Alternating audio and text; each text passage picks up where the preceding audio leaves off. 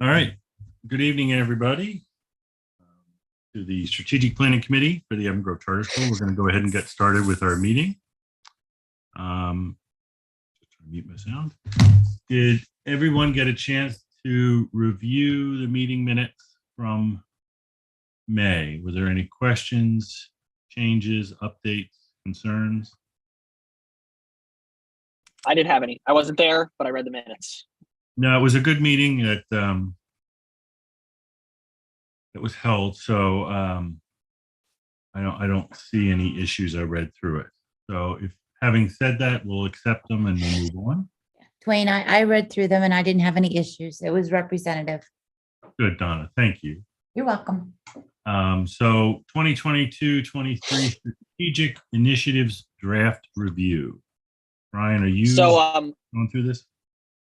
Yep, and everybody can feel free to jump in whenever they want. So we wanted to so as we're still closing out this school year, we have already been having conversations about, okay, which parts of our strategic plan or our comprehensive plan have to continue, right? So they're multi-year initiatives. What have we accomplished this year? And then what are we going to be focusing on as sort of annual initiatives going into the 22-23 school year? So the administrative team has started to work on those things.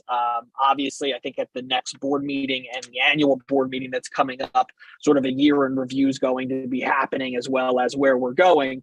But wanted to start to share some of the things that we wanted to focus on going into next year, and just get any type of feedback on some of the draft documents that we're working on. It's not all complete yet, but just to see whether or not there's any general feedback in terms of direction or questions about potentially why or where we were going. So not going to take a ton of time today. Because I know a lot of this is going to start to flesh itself out in the reviews that are going to be happening in the upcoming board meetings next week.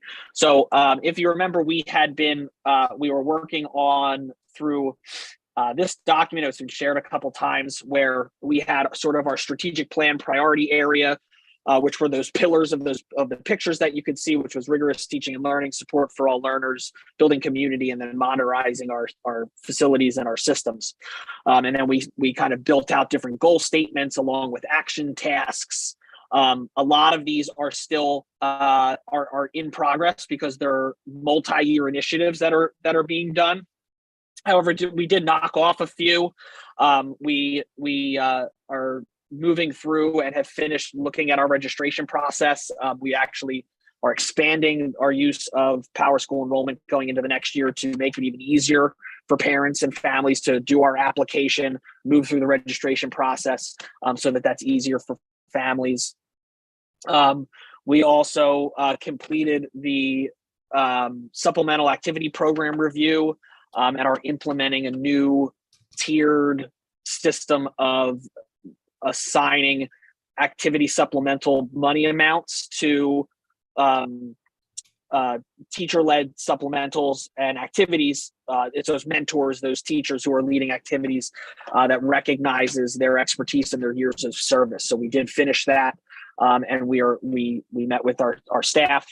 There was a small group of teachers that had worked on the fall with that, and we're launching that into next school year, which will increase some of the money that teachers are getting for their supplemental pay for activities, which I think they're happy about, and we found a sweet spot where I think we're able to recognize their time and maintain that within the budget year over year.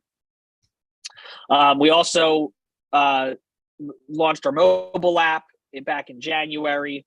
Our VoIP phone systems were updated. That was one of our tech goals. Our facilities group with Heckendorn and Shiles now has their maintenance schedule.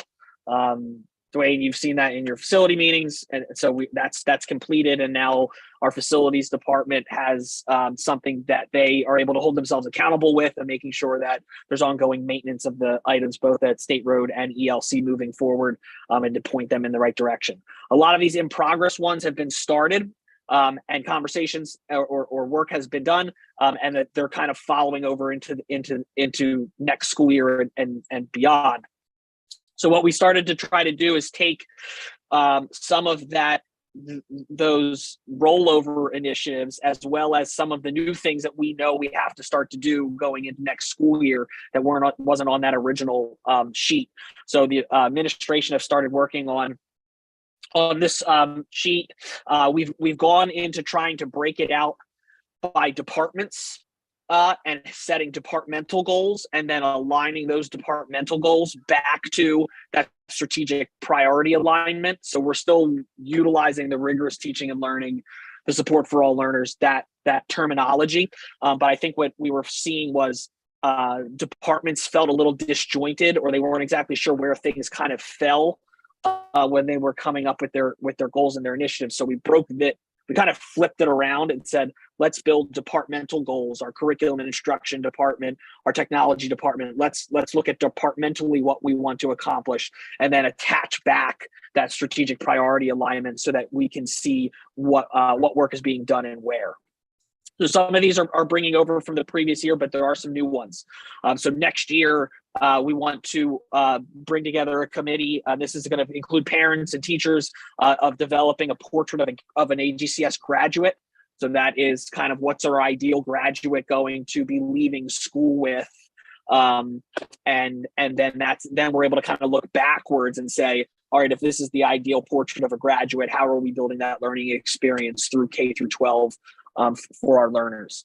So that's if you look around at a lot of districts and schools, they have that. We had done something similar when we did our middle states accreditation about 6 years ago, but that was not as wide reaching of an effort to really have those conversations. So that's going to be a focus area for next year. Some other things to highlight. Our continued work with ISM will start in the fall for our master schedule and our time evaluation of the state roads schedule. And then they're also going to be working to project out the functionality of our master schedule with the new building imprint. So, what can we do now with our space, time, and staff? And is that will that also work when we have hopefully the expansion of space and staff moving forward, or if we're what are we able to do now, and then what can we implement later as more space becomes available to us through that building project? And that starts in the fall and will run for about 18 months. If you look through our curriculum management plan, which is on our website and has been shared with the board, we've now kind of moved through math and moving into English as a major focal point of our curriculum writing. Next year, we are in the evaluation stage of curriculum materials and curriculum writing for our high school English courses. So we're going to be looking at different vendors and curriculum texts as a group and writing our high school, reevaluating and rewriting our high school English curriculum along with that resource review, as well as K-8 science. And Ms. Weaver is looking to integrate in the next gen science standards into that curriculum review. So we used to have just Pennsylvania science standards. They were very bland. There were sort of national next generation science standards, but Pennsylvania has been a little bit late to adopt it. All recent indication through the legislature and the Department of Education is that they're going to be adopting that. So we will be working with our teachers on relooking at those next gen science standards and how we can make sure that what we are teaching, as well as the curriculum resources that we have, are aligned to those. And then chemistry we haven't looked at in a long time. Those texts and that those materials are getting a little outdated. So I know we're going to be going to chemistry as well.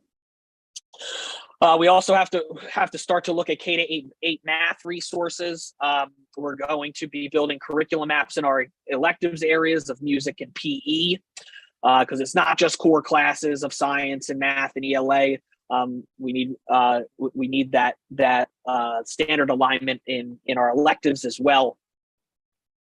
This past year, one of our goals was to begin to implement a system where we can administer common and benchmark assessments in an online platform. to be able to start to break down data a little bit more easily and not have to hand grade things. This past year, we implemented a performance matters assessment, which is works in tandem with PowerSchool, and delivered our K-8 math common assessments and benchmarks. And next year, we're going to be expanding that into our ELA. So we'll have K-8 math and K-8 ELA benchmark assessments all built within Performance Matters. And that's how students take those assessments. That's how the data is given to our teachers. And they're able to get quicker and more actionable data to, these assessments are graded within 15 minutes as opposed to a week or 2 weeks when you have to do it by hand. And then the data analysis is done for us, which is super helpful. I have met and started working with Mr. Zabo and Ms. Diaz about opportunities in our elective classes in the high school to provide industry credential exams at the end of some of our digital art, graphic design 2, photo 2, so that students who go through a progression, particularly within the arts department, would be able to sit and be prepared for the Adobe Certified Associates exam, so that they would be able to graduate with an industry credential that shows that they have sort of mastered those programs, which is super helpful for getting into colleges as well as entering the workforce right out of high school, to say I have this credentialing exam already. So that's something that we're trying to embed in. And then within the special education department, Caitlin is working on learning support, supplemental learning support curriculum across grades 1 through 3, 4 to 6, and then 7 to 8, to make sure that our students who are receiving special education services and supplemental learning support have a rigorous learning experience, and that they're able to have their needs met, and that our teachers are prepared, and that there's sort of vertical alignment between the supplemental learning support program. We also Can I add something to that, Brian? Go ahead. Absolutely. Just that we, where there's a lot of kids with a lot of needs, and a lot of those result in outplacements. So Caitlin's doing a good job building those programs to keep those kids at our school, so that we don't have to send them to additional outplacements. So that is something that's going to help keep kids getting the programming at our school as well. And then some other sort of tangent items with the calendar adoption. We have some additional half-day professional development times throughout the year, and it's working on how to make that time meaningful. So that's one of our other areas of focus. And next year is the last year of our 3-year approval for our flexible instructional day application. So we will have to redo that next school year and resubmit that to the Department of Education. Student Services Department, always very busy.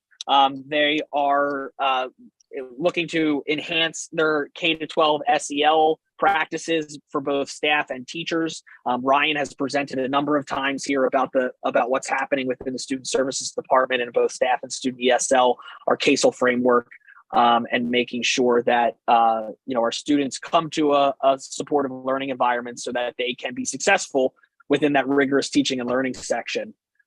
She's moving on to PBIS Tier 2 work within her department. We were also talking about trying to garner more feedback from our students related to their perceptions about their learning environment in classes. So we were looking, the staff takes surveys all the time. We take surveys all the time. The kids take some surveys when they take their PACE survey, or they're doing their SEL surveys in Panorama. But they don't really take that many that are directly related to their learning styles or what's happening in their classes for actionable feedback on how to make things better for the subsequent school year. So we had started to have conversations about secondary course feedback forms being administered, and it's something that we would be plan to be working on with Quest over the next year, to be able to implement that for our older students who can give us meaningful feedback about the learning that's happening in the classrooms from year to year. We're continuing to streamline that registration process. Mrs.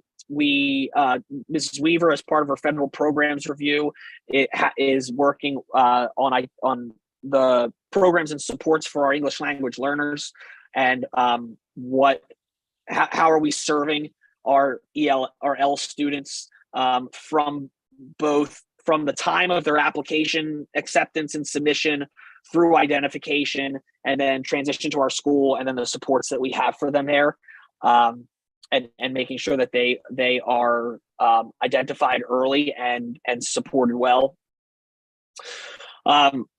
One area that we have talked about and are looking to develop some action plans for next year is making sure that our grade level and orientation program transitions are consistent between different divisions. So both new student orientation, and then what do the handoff points look like as we go through? So how are third graders being given orientation to fourth grade? How are sixth graders getting orientation for middle school? How are eighth graders being oriented into ninth grade?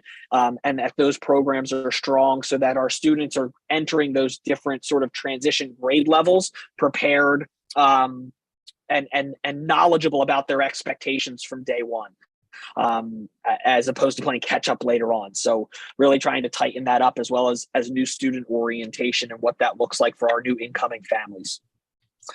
Ryan is also working on emotional support framework of curriculum for K-8. Caitlin, we are moving into a cyclical monitoring for our special education. So that is a major time commitment that Caitlin and Ryan are going to be giving over the next year for our school required cyclical monitoring period for special ed. And then part of our MTSS process, Caitlin and our special education teachers are going to be focusing on updating our entrance and exit criteria for our special education continuum of services. So, what is that process of going through the MTSS framework, and then requesting evaluations, being identified, and then really the goal of special education is not to stay in special education. It's to close learning gaps, learn strategies that might be needed in order to be successful and then to be exited. We know some students will remain in that through their entire educational career, K through 12, but the goal is always to try to exit students. And then what's that exit criteria once we've built and scaffolded the skills needed for them to be successful. For facilities, really quick, Brian, before you move on to facilities, I just wanted to add, I think we need to add this in that social emotional part, but Ryan, I don't think she's on, but she recently said she was going to do a bullying committee. And it has been, it's the largest committee of parents I've ever seen join a committee. I think she was up to 60 the last time I checked, of parents. 72 parents. So that's going to be a huge endeavor once we really define what that committee is going to do. So I think it's not on this list yet, but I think it's going to be a big part of what Ryan works on with that large committee. Right, and Ryan and student services and the principals are actually working this summer. So the board is going to be getting a slew of student-related policies in July and August. Threat assessment, drug and alcohol, bullying, threat assessments, if I didn't say that already, discipline policy. So a lot of student-related policies are going to be coming to the board for first and second reading over the summer here. And it's that policy driven is then going to be able to springboard us into, okay, here's our school's policy now. How do we build the programs and the supports at the school, building, division, and classroom levels to support students? Facilities, I mean, we're working on maintaining the facility plan, and then the big item is the capital building project, and then we have some upcoming professional development training on threat assessments and safety that's going to be happening with our staff. Personnel, so Tasha and our human resources department have a particularly important goal of maintaining and hiring high quality staff. So some things that they're working on is getting themselves out to more job fair based things. We hosted our first open house for recruitment this was it a week ago. So we're trying to get our name out there and be recognized both at the local colleges and within the job market in the county and the surrounding areas, so that teachers and staff know who we are, know the great things that are happening, because that's part of the battle is getting your name out there, and having them be able to understand what's going on at the school and some of the accolades that we've received. We're also looking at evaluating our current evaluation tools. So we utilize PAETEP, which is a system that administers all of our staff evaluations, our teacher observations, our staff evaluations that are required by the Department of Education. So as a charter school, we have a little bit of leeway with what those evaluation tools mean. We don't have to adopt the Act 13 evaluation tools that the Department of Education has developed. We have a little bit of flexibility, but we try to adhere as closely as possible so that we're able to, say our teachers are evaluated and our staff are evaluated and our administrators are evaluated with the same level of accountability and expectations as their fellow public school counterparts. So we're looking at making sure that those tools are aligned. She has some group insurance plan goals to reevaluate and vet some voluntary group insurance and post-retirement medical plans. I don't know what that really means. That's human resources stuff, but that's a goal for her. I hear that it's going to help our benefits. We have to update our employee opportunity area of our school's website to make that a little bit more welcoming and accessible. That goes back to, again, retaining and hiring our staff. Teacher numbers are the number of teachers coming out of college, and I think Jen Weaver shared this earlier in the year. There are drastic declines in the number of college graduates leaving with teaching certificates. So there's not a lot of teachers out there. So when we thought we had sub shortages, we're now going to be getting into just overall teacher shortages. And we want to make sure that we've positioned ourselves well within the county to be an attractable workplace for both teachers and staff to come and want to work at. And then again, they're attending that job, the ongoing job fairs. From finance, we had identifying and securing various funding resources. Donna and her team are always, working on making sure that the school is obviously adequately funded, but that we are getting out there and finding grant opportunities and adhering to those requirements over the last few years, especially with our ESSERS and CARES funding. To integrate effective and efficient procedures for fiscal management, and then to work to collaborate with the financial planner to secure the bond for the new building. That's a big project for Donna and her team and Kristen over the next year to help support the facilities goal for the Capitol building project. I'm going to stop there. No one's really interjected. Feel free to if you have questions or any comments. But I'll stop for a second and just let that sink in. Does anybody have anything that they have questions about before I move on to the last couple areas?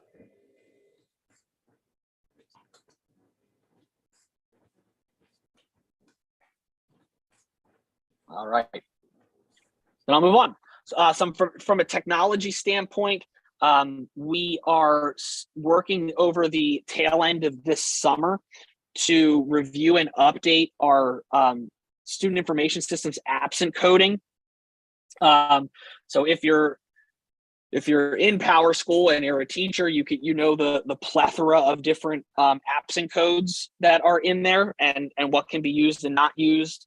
So we're working on shortening some of those absent codes, making them a little bit more universal between all of our different divisions, and work on the back end of Power School so that our attendance operations are a little bit tighter, especially when we are, on the back end of a pandemic. Kids are finally, coming back to school. So we want to make sure that we are accurately tracking attendance and tardiness moving forward, both as an indicator of a potential need of support, but as we move forward in this expectation of that we're back to in-person learning. How is that being done, as well as internal tracking for students, especially in high school at the State Road. I think Mr. Messick can account, and the high school teachers can account for like the kids. The kids can roam sometimes, so we want to make sure that we have strong attendance procedures within the day as well, so that we're able to make sure that kids are accounted for. If you come to our State Road campuses, and you're a visitor, you'll know the sign-in, sign-out process of Raptoring and filling out the clipboards. We are working on moving towards a updated system with Raptor for signing in and signing out, as well as background check management that is digital at the kiosks that you can see at both. It's at State Road right now, where you won't have to fill out items on clipboards. You'll be able to scan your ID. Parents will be able to check their students out of school from the kiosk. Then that will automatically feed back to Power School, and teachers will know when a student has early dismissal based from that sign out kiosk and that touch point for parents. We are up for a review of our one-to-one plan. It's been 6 years since I believe we started that. We do an annual review, but really need to sit down as a department, both from an instructional side and an IT side, and start to have discussions about our current tech plan moving forward for sort of the next 5 years. And then we have some infrastructure upgrades that are going to be happening over the next school year. We have cable network upgrades that are happening at State Road, as well as system servers at Early Learning Center. That's basically what makes all of our stuff work. Over the past 18 months, the state and the Department of Education has also been pushing our cybersecurity concerns down to schools about how safe is our student data. So Jerry and the IT department is rolling out multi-factor authentication. So basically, like if any of our staff try to sign into their work-based accounts, they're going to have to do multi-factor. They'll get a text message, or they're going to get an alert to their email that somebody's trying to log into their account somewhere else, so that we can make sure that our email, our Power School information is safe, and our student data is safe from a cybersecurity standpoint. And then we are moving towards updating the school's remote access, which was Citrix, to a VPN service, which is a little bit more up to date, as well as more secure. Some communication goals. One of the goals that we had on the last strategic planning tracker and is going into next year is a communication audit and review.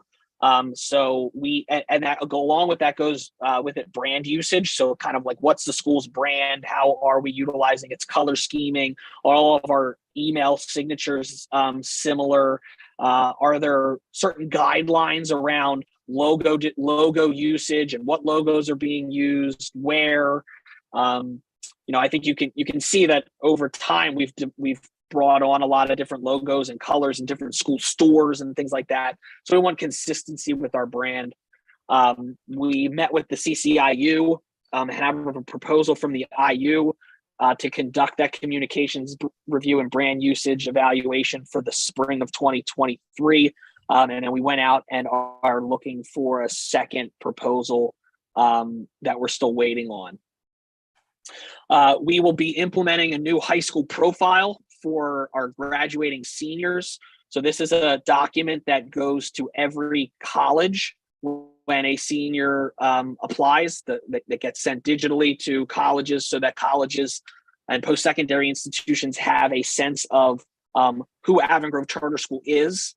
It contains things like our previous AP scores, GPA distributions, grading scales, accolades the school's received, sports and athletics and extracurricular activities. So it's kind of a snapshot of the school, and we're updating and updating that and making it a little bit I don't want to say prettier, but a little bit more catchy and with some eye appeal.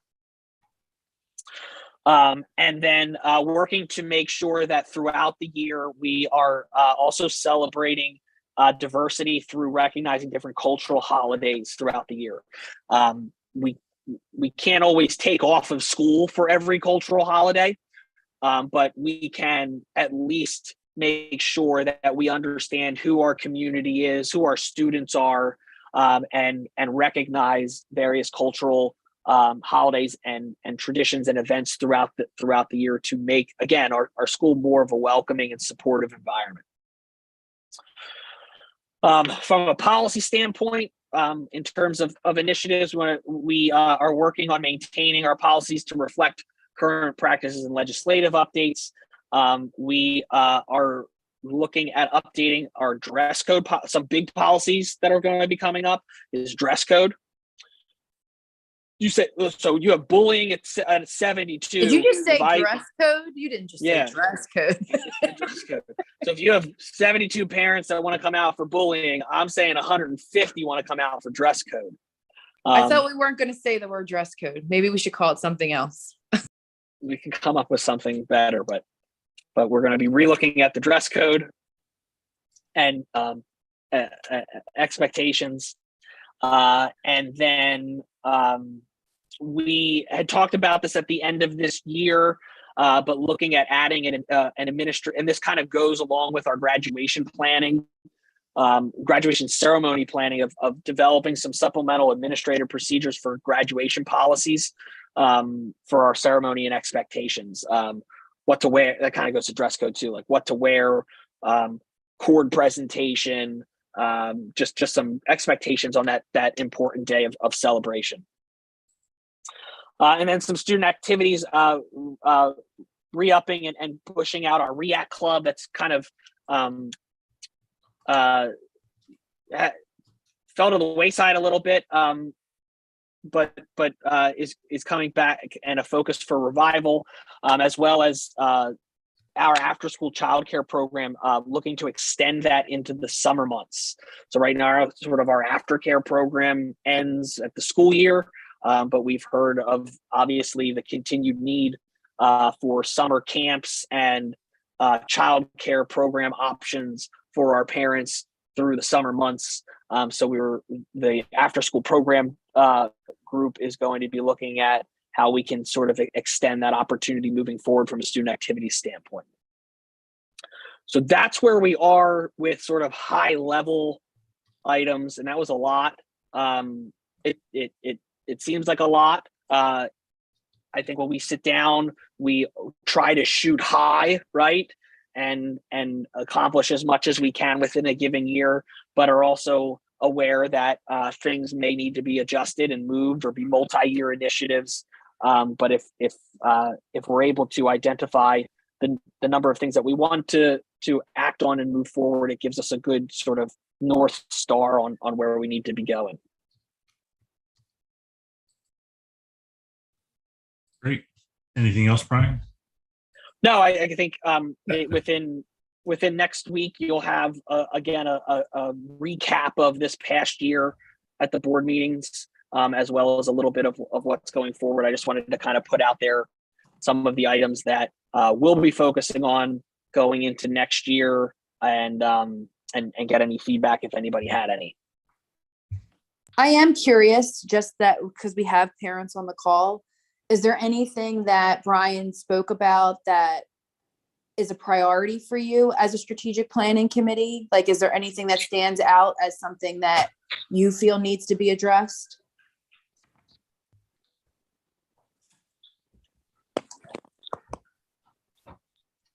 I personally am excited about us looking at the curriculums and the goals that we have for the students as they exit the charter school, and what we're giving the community as our view of who we are as a school. I think that's very important.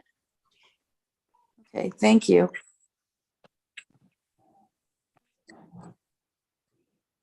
I love that curriculum came up first and not dress code. I appreciate that.